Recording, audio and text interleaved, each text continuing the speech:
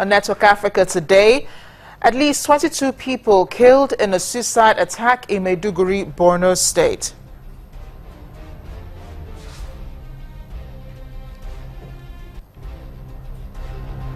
China promises on a pledge of $60 billion for Africa despite its own economic slowdown.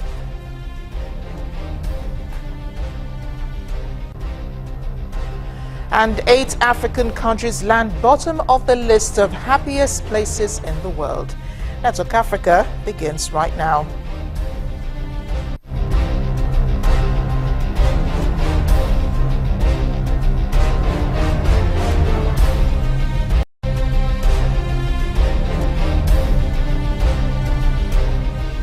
Hello everyone, I am Amarachi Ubani. We begin today's program in Nigeria's northeast, Maiduguri, the capital of Borno State to be precise. 2 suicide bombers are set to have detonated their explosives at a mosque, leaving 22 people dead. 18 other people were wounded in the attack. The mosque's imam, Gwan Giari, said worshippers had just started their early morning prayer when they heard the blast. He said it's been having difficulties hearing since then.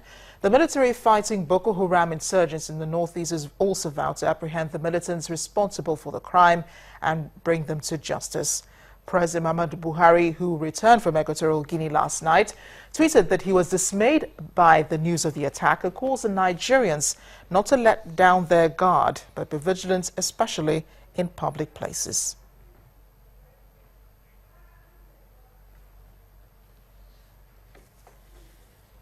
Let's go now to Channels TV correspondent Blessing Tuno in Maiduguri, the Borno State capital, for more on this. Blessing, thank you for joining us on the program. Yeah, good afternoon. Blessing, it's been a while that we heard about attacks in religious places in Maiduguri, and Boko Haram has struck again. What's the mood like in the city in the aftermath of the blasts? Well, it's actually 72 days since we last heard of suicide bombing in a place of worship, and there's some particular village, Umarari. Today marks the 3rd time they have been attacked by suicide bombers, and we were there this morning when they were trying to prepare the casualties for burial, and we interacted with the villagers, and we got to understand that Umarari village is just about 6 kilometers to the notorious Sambisa forest.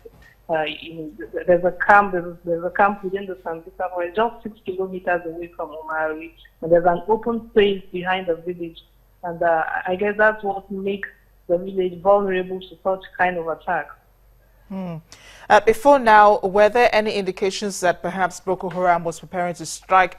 Were there some activities or movements to give away the fact that Boko Haram was planning another attack? Well, for now, within the capital city, everyone is relaxed. There are no signs that Boko Haram is going to strike like this through suicide bombing. And the state governor was there himself, and he said this attack probably happened because people are now relaxed because we don't get to hear about those attacks again.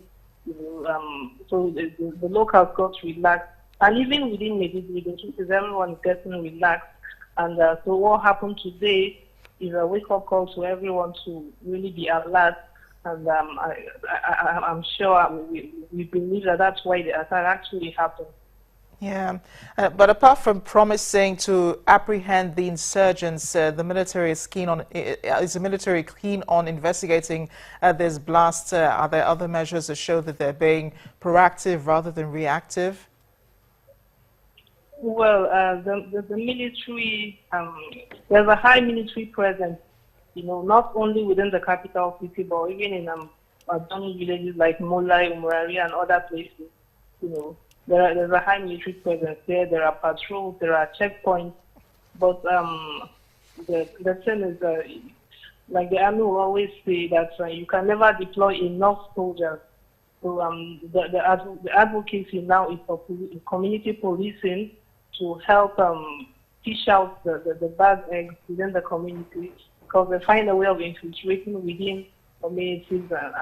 So the military and the state government right now is calling for community policing, as the only solution to putting an end to the insurgency problem.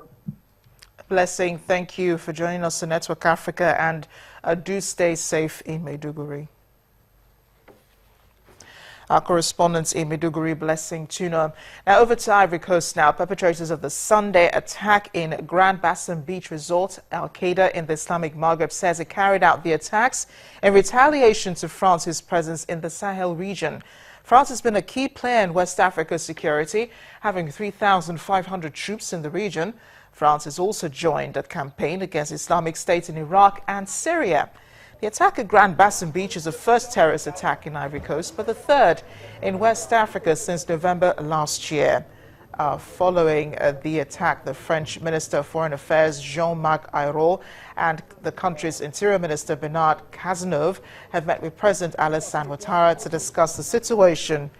And France did lose about 4 citizens on Sunday. We remember the country aims to hold this meeting to dispense advice and coordinate actions in the event of a terrorist attack.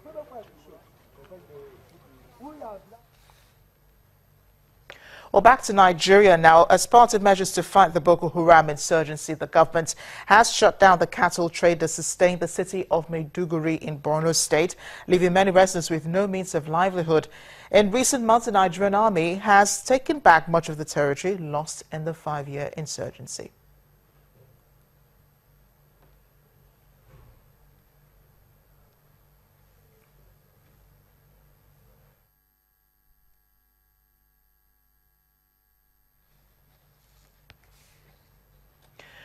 We'll have that report in a moment. In the meantime, we're staying with terrorism in West Africa. The Senegalese resort of Salé could likely be the next target for the Islamists. Al-Qaeda in the Islamic Maghreb is said to have made clear that Senegal is a target because of its close ties with France. However, citizens say there's been no major changes in security across the country. There are no police patrol on the beaches, a favorite weekend retreat 60 kilometers south of the capital, Dakar. And the only guard wandering around the hotel guests are sitting under the shade of palm trees unarmed. And analysts say a cloud now hangs over not just the Salé resort but other resorts across West Africa following the attack in Ivory Coast. The country, however, had been known before the attack that it could be a target for Hakim. Elite Ivorian troops had run a simulation of what happened on Sunday evening just 10 days ago. But when the gunmen attacked on Sunday, it still took the elite troops 45 minutes to arrive, and local security guards were said to have been powerless to stop the killing. Although citizens say security has improved some, the security only covers the hotel grounds and does not impact on the rest of the town. We'll have more on West Africa's security situation in a moment. Plus, Niger's opposition leader is to be evacuated to France for medical treatment ahead of Sunday's presidential runoff. That's in a moment. Please stay with us.